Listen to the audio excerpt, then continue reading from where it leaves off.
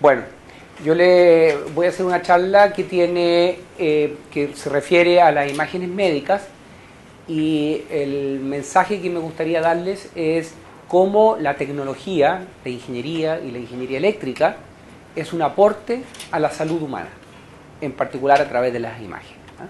Entonces ese es el objetivo, ¿ya?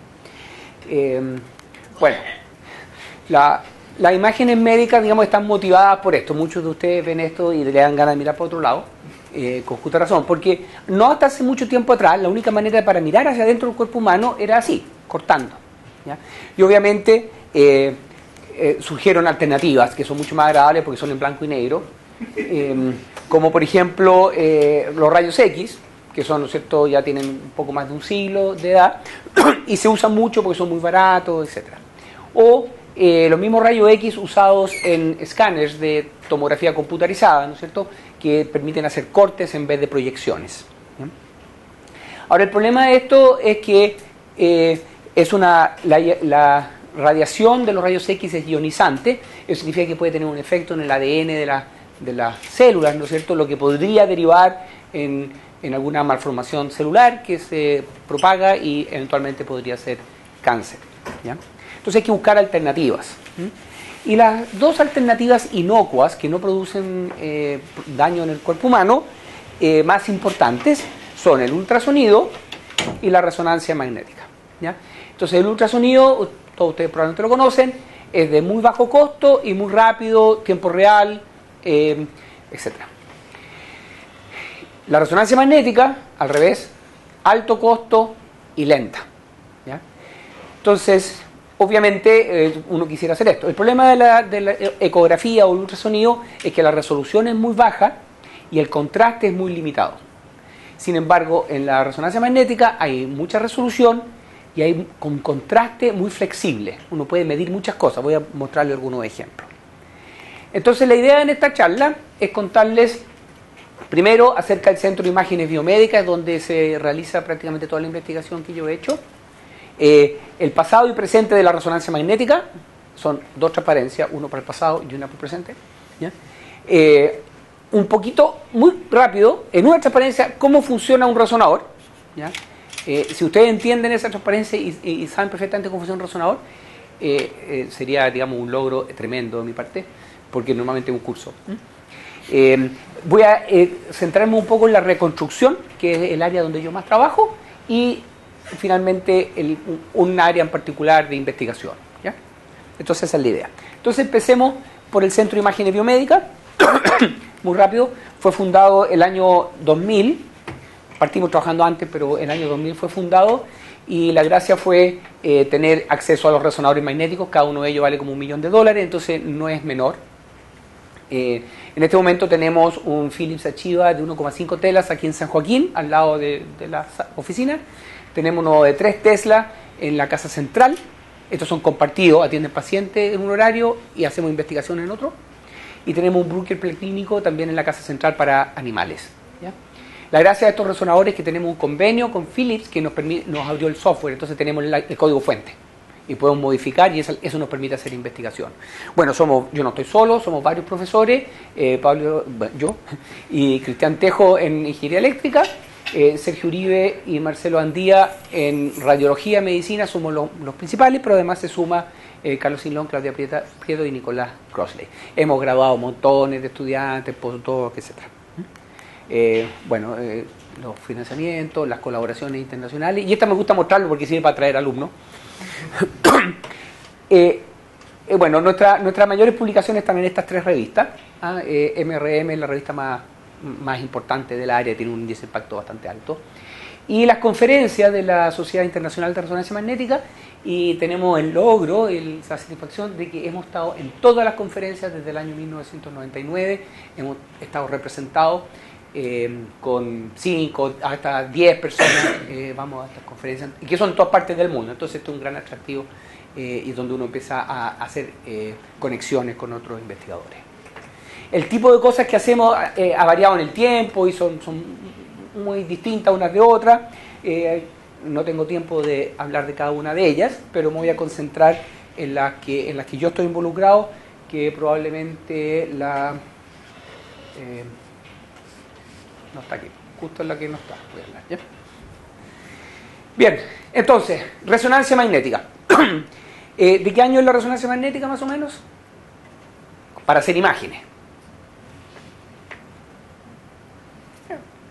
¿Puedes decirlo? Sí puedo, pero ya, de los 70. ¿Ah? De hecho, los primeros resonadores son del año 73, 74 por ahí. ¿Ya? O sea, bastante antiguo, pero aquí en Chile el primero se instaló en el año 82. ¿Ya? Perdón, el 89. Perdón, el 89 fue el primero. ¿Ya? Se atrasó muchísimo en llegar acá. Aquí tengo un ejemplo de los primeros resonadores. ¿Ah? Este son dos bobinas bien grandes aquí y con otras chiquititas de arriba, donde circula una corriente y eso produce un campo magnético muy potente en este sentido. Bueno, lo que era muy potente en esa época era 0,2, 0,3 teslas. ¿Ya? Y bueno, toda la electrónica para hacer gradiente. Aquí tenemos otro que también tiene una bobina mucho más grande, ¿no es cierto? ¿Ya? Y esta fue la primera imagen del cuerpo humano obtenida con resonancia magnética. ¿Bien? Ahora es bastante, hay que ser bien valiente para meterse en una cosa así, digamos, lleno de cables, porque las corrientes que circulan por aquí no son menores, son muchos amperes. ¿Ya? Entonces hoy día los resonadores son bastante distintos porque esos mismos cables están cubiertos con plástico y no se ven, básicamente. ¿Ya? Ahora, obviamente ha cambiado radicalmente. Estos resonadores son muchísimo más potentes, estamos hablando de 1,5, 3 teslas, 4,7 teslas, 12 teslas, 15 teslas. Y el tipo de imágenes son muchísimo mejores. A continuación tengo una imagen, vamos a ver si se ve bien. Este es una cabeza humana, una imagen 3D, y aquí estamos viendo los distintos cortes desde una oreja hasta la otra oreja. Y ustedes pueden mirar ahí muchos detalles muy exquisitos, ahí se ve el cerebelo, ¿no es cierto? Aparecen los ojos de repente, ahí está, etcétera. Entonces se puede ver muchísimo. ¿Ya? Bueno, y por eso el crecimiento de la resonancia magnética ha sido prácticamente constante desde los años 80 hasta hoy, un 10% anual. ¿Ya? O sea, muy superior al crecimiento económico. ¿Cómo funciona la resonancia magnética? A través del fenómeno de resonancia nuclear magnética, que fue descubierto en el año 47, ¿cierto? Que básicamente dice que un spin resuena a una frecuencia que es proporcional al campo magnético. ¿Ya? Bueno, y eso se usa de la siguiente manera. Entonces, el cuerpo humano está lleno de spin magnéticos, que podrían ser así como estas flechitas, y cuando está en presencia de un campo principal de cero, el spin precesa, ¿sí?, a una frecuencia que es proporcional al campo. ¿Ya? Y entonces después uno apaga, entonces después cuando termina de procesar, uno con una bobina puede medir el campo magnético que se induce aquí, o sea, perdón, el voltaje que se induce aquí, y puede medir la señal. ¿Ya? Y para poder distinguir de dónde viene la señal, lo que uno hace es colocar un campo magnético constante en el tiempo, pero que varía en la posición, ¿ya?, con un gradiente. Entonces los spins que están al lado de acá van a procesar a una frecuencia menor, y los que están al lado de acá van a procesar a una frecuencia mayor. Entonces, si uno hace una descomposición en frecuencia, puede saber de dónde viene la señal. Esa es la gracia. Y finalmente la señal, lo que es el número de spins que hay en distintas posiciones X, con una fase que depende de la posición X, esa es la clave, y la fase es la integral del gradiente, que en el fondo es la frecuencia. Ya no tengo por qué entrar en detalle. Y los gradientes estos se forman con estas bobinas que están aquí. Por eso son tan grandes los equipos, hay que hacer todo esto. Y son largos porque hay que lograr homogeneidad del campo. Entonces son largos, lo más chico posible, para que las bobinas estén cerca del cuerpo, ¿ya?, que va justo en contra de la claustrofobia, digamos, y la posibilidad de meter pacientes más grandes. Bien, ahora uno tiene esta señal S, que sale de la bobina ahí, ¿ah?, y tiene que transformarla en una imagen. Y ahí es el proceso de reconstrucción. Entonces el proceso de reconstrucción, esta es la fórmula general, ¿ya?, aparte del X por K, hay distorsiones del campo, y entonces ese es el modelo, y la reconstrucción consiste en encontrar M en función de S. Y hay que invertir este problema, ¿no es cierto? Y para eso se hacen mediciones a distintos tiempos, con distintos K. ¿Ya? Bueno, voy a saltar algunos detalles. La cosa es que en algunas simplificaciones uno puede ver que esta fórmula es la transformada de Fourier. Entonces básicamente ve que la señal es la transformada de Fourier del objeto evaluada en las posiciones K. y entonces el espacio de Fourier en resonancia magnética se lo conoce como el espacio K. Y finalmente entonces la reconstrucción no es otra cosa que adquirir la señal en el espacio K y tomar nuestra forma de Fourier inversa y uno tiene entonces la imagen. ¿Ya? Entonces así funciona la resonancia magnética más o menos. Y ahora vienen las necesidades. Y no sé si a ustedes les gusta jugar Need for Speed, pero eso es básicamente lo que necesitamos. El gran problema de la resonancia, y está todo concentrado ahí prácticamente, es el tiempo, que se demora mucho. Uno tiene que esperar que los spins se relajen, entonces hay constantes físicas que impiden hacer las cosas más rápido. Entonces hay mucha necesidad de velocidad. Entonces, como decía, las imágenes pueden ser muy espectaculares, uno puede ver cosas geniales, pero hay que esperar mucho. Y esa espera no es un tema, tiene varias implicancias, no es solo un tema de aburrimiento. Un paciente que tiene que estar 40 minutos en el resonador, significa que el número de pacientes que se pueden atender al día puede ser 12, 15 quizás, cuando en un CT, que están solamente 5 o 10 minutos, se pueden atender 30 pacientes. Entonces obviamente eso significa que el costo del equipo se amortiza mucho menos y al final el examen sale el doble caro. Entonces tiene un tema de precio. Y además hay un tema más práctico de que el cuerpo, hay órganos que se mueven, y si yo soy muy lento, entonces me van a salir movidas las imágenes. El corazón, por ejemplo. O ¿cómo se llama? La respiración, que tiene una... Eso es para mí. Sí, que estoy súper afónico, es tan difícil. Gracias. Bien, entonces, ¿cómo acelerar la adquisición? Mejorando el hardware, mejorando las trayectorias o secuencias de las cuales no voy a hablar aquí, o submuestreando la señal, tomando menos muestras y eso me permite hacerlo más rápido, ¿ya? Que es lo que me voy a enfocar aquí. Esto es hardware, trayectorias y submuestreo. Entonces el submuestreo, claro, si uno submuestrea así y toma otra forma de Fourier, aparece aleación, o así. Si uno toma al azar, aparece una aleación que es como ruidosa. Entonces al final, lo que uno tiene es que, dada una imagen M, le tomo una transformada de Fourier y la submuestreo, lo que significa en el fondo que la estoy multiplicando por una matriz que no es cuadrada. Y el número de mediciones son menos que el número de incógnitas. Y la pregunta es cómo resolver esto. ¿Ya? La respuesta es, bueno, una de las respuestas muy interesante y que tiene mucho auge ahora es, de todas las posibles imágenes infinitas que cumplen con esa ecuación, elegir una. ¿Cuál? La que es más comprimible en un determinado dominio. Y eso se llama compressed sensing, que no sé si lo han oído hablar, pero en resonancia magnética se usa mucho y también se usa en otras áreas. ¿Ya? Entonces, para eso, en el fondo, lo que uno tiene que hacer es minimizar la norma P de la imagen en el dominio phi. Esto es una transformación de dominio. Sujeto a que se cumpla con la consistencia de datos, o sea, que sea lo que se dé. Y aquí hay varias preguntas interesantes. ¿Cuál tiene que ser esa transformación? ¿Qué norma? Etcétera, etcétera. ¿Ya?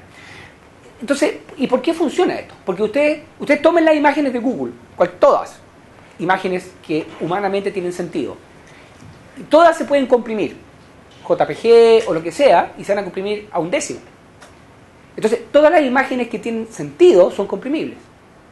Las que no son comprimibles normalmente son ruido. No hay imágenes que tengan sentido para el ser humano que no sean comprimibles. Y eso es lo que está aquí, que es un concepto muy interesante. Y aquí hay un ejemplo. Pulmones, ¿ya? Tomando la transformada de Fourier, 2D, Wavelet, no Fourier, muy sencilla, y uno inmediatamente se da cuenta que hay muchos coeficientes que son cero. Entonces significa que es comprimible. ¿Ya? Y para poder promover la raleza, ¿no es cierto?, uno usa una norma. Normalmente la norma que se usa en compressed sensing es 1. ¿Ya? Entonces aquí un ejemplo, caricatura, ¿no es cierto?, de dos variables. La norma 2 produce unas parábolas, ¿no es cierto?, y uno optimiza muy rápido, muy eficiente y llega a un punto que es mínimo. Pero cuando uso la norma 1, el punto queda en uno de los ejes. Lo mismo si la norma fuera mayor que 1 o si la norma fuera infinito. Perdón, es 0, voy para otro lado, 0. El compressed sensing dice que cuando la norma es 0, todo funciona perfecto. Afortunadamente, uno puede hacer la aproximación y con la norma 1 funciona bastante bien. ¿Ya? Y aquí tiene un ejemplo de dos imágenes, esa obtenida con todos los datos, esta obtenida con un 20% de los datos, y la calidad de la imagen es muy, muy buena. ¿Ya? Bueno, y en lo que yo trabajo, difusión. Voy a saltar esto. La motivación de la difusión en el fondo es ver cómo están las neuronas en el cerebro. El problema de esto es que las imágenes tienen píxeles que son, no sé, 3 por 3 milímetros y las neuronas son muchísimo más chicos que eso. Entonces en cada píxel uno tiene cientos de miles de estas neuronas. Bueno, pero uno puede saber la estadística. Entonces lo que se hace es ver la difusión del agua. Entonces el agua que está aquí en las zonas libres difunde para distintos lados y la probabilidad de que difunda en el sentido de la neurona es más alta que la probabilidad de que difunda en el sentido ortogonal a la neurona.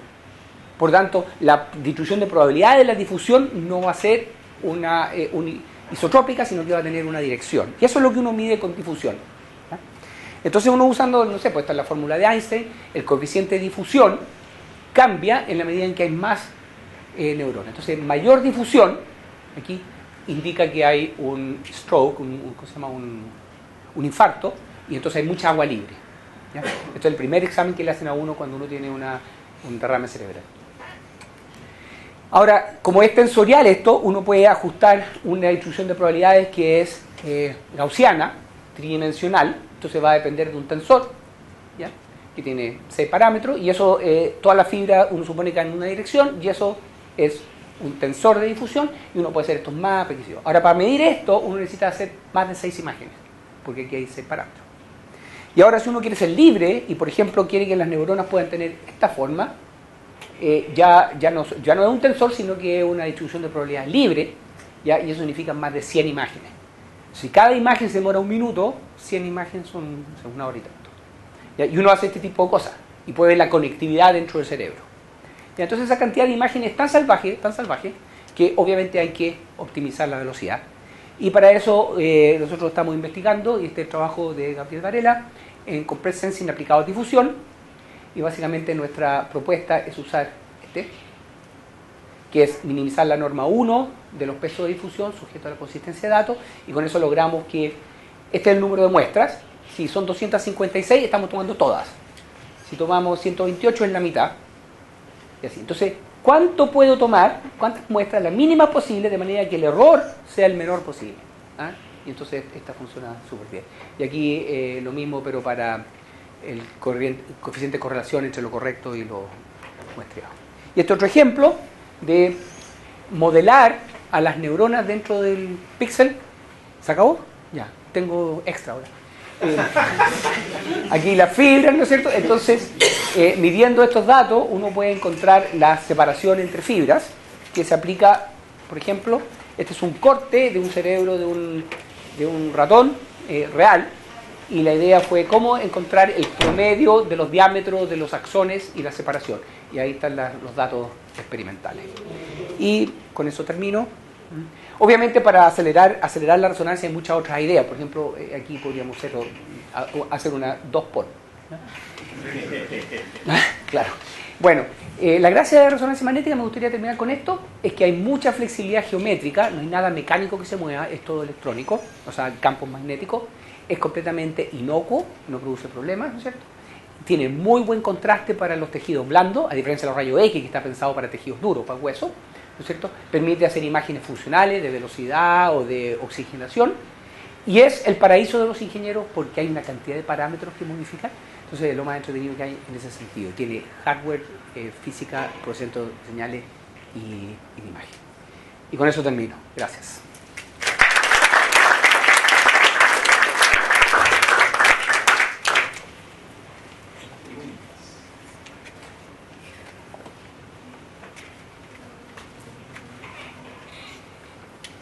Bueno. Siempre sigue siendo el área de investigación la parte, llamémoslo, software del procesamiento, ¿no? La parte hardware es en realidad el caja negra, o sea, caja con manual, pero caja negra. ¿O hay algo que No, a ver, sí, la parte de software, en el fondo, toda la parte matemática, de reconstrucción, efectivamente eso no se necesita saber, pero también hacemos investigación en generar secuencias. Y cuando uno hace las secuencias, claro, uno con el software modifica los campos magnéticos. Entonces eso es como una especie de mezcla software-hardware. Y también tú puedes saber que estamos construyendo un resonador. Tenemos ya un resonador chico de 0,1 Tesla, hecho 100% por nosotros, con imanes permanentes, y estamos en el proceso. Todavía no somos capaces de obtener una señal confiable, pero estamos a puertas. Y ahí suponemos que se abrirá toda una línea de diseño de hardware, sobre todo en la configuración de los materiales ferromagnéticos, para derivar los campos.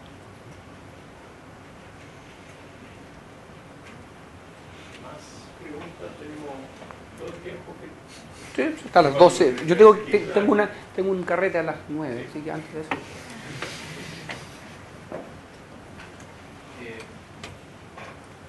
Un MRI, en el fondo, puede llegar a sobrecalentarse.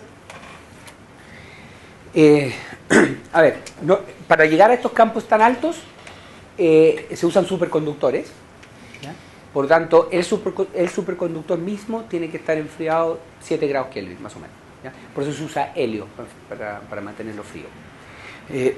Si se sobrecalienta el equipo mismo, estamos en problema porque se va a evaporar todo ese helio y eso se llama un quench y es relativamente grave, ¿ya?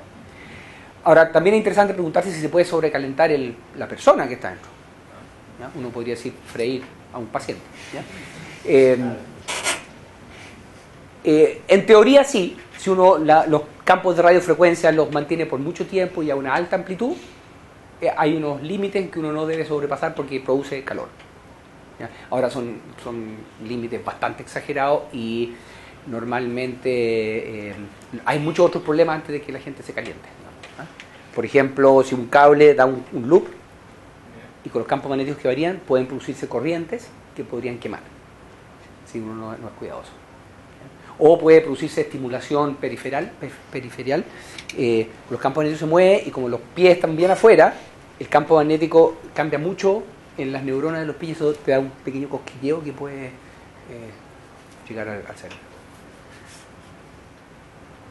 Pero el peligro más lejos, el peligro más peligroso de la resonancia magnética es de alguien distraído que entra con algo metálico adentro de la sala donde está el resonador. Ha habido fallecimientos, accidentes gravísimos, gente que entra con un balón de gas de fierro, la cuestión vuela y queda metido ahí, y si hay un paciente, digamos, realmente eso no. Sillas, tijeras, bisturí, todo tipo de instrumentos, qué sé yo, etcétera. Hasta pistolas. Policía persiguiendo a alguien que entró con la pistola y se le disparó, de hecho. Pacientes con marcapasos, ¿no? Bueno, hasta hace muy poco tiempo atrás los marcapasos estaban prohibidos porque podían dejar de funcionar con los campos magnéticos.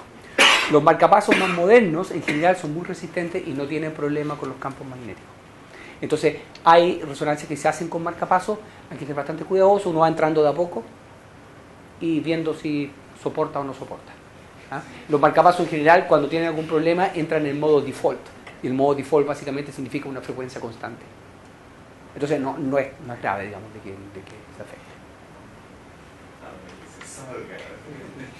En general, los implantes, a ver, uno no puede entrar con cosas de fierro, pero es muy poca gente que tiene implantes. Los implantes nunca son de fierro, sería muy ordinario. Tienen que ser titanio, una cosa como así, y eso no hay problema. Claro. ¿Y en caso de un paciente se haya tragado algo de fierro y no sepa?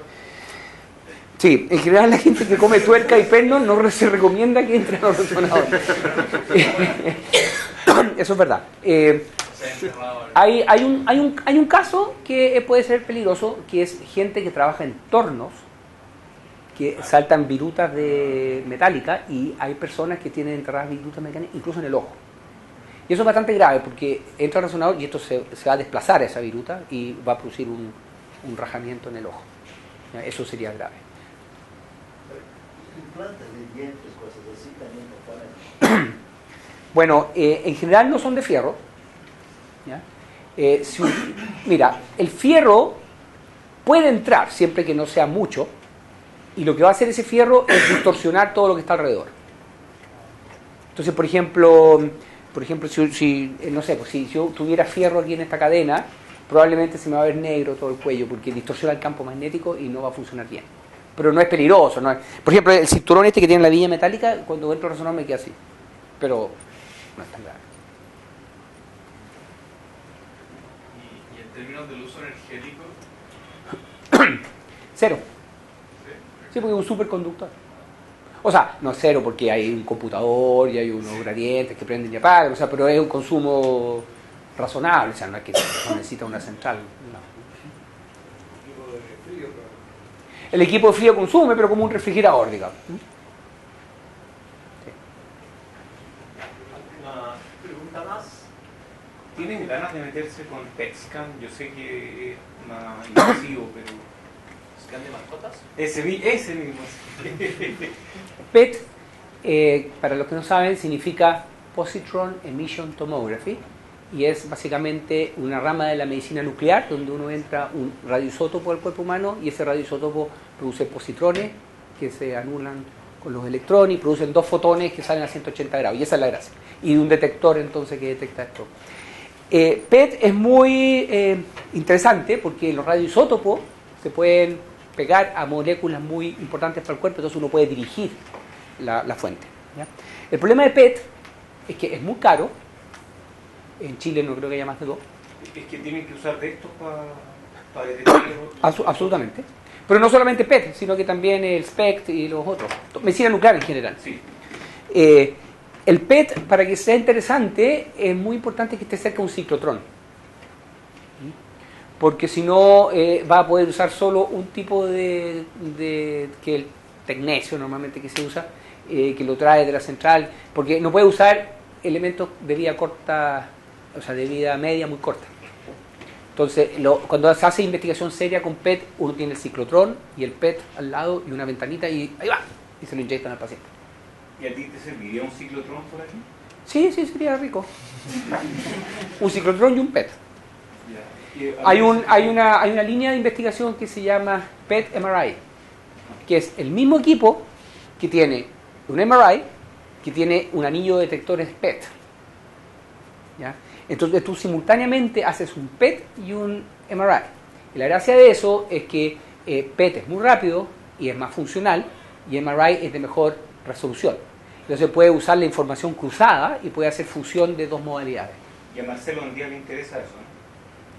Bueno, el King's College London, con el que tenemos harta relación, allá tienen un MRPET y ellos hacen mucho de eso.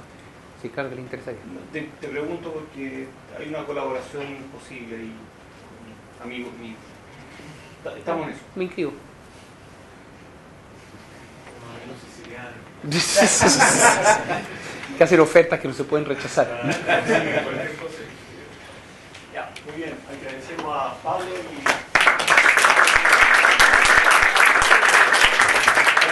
Supongo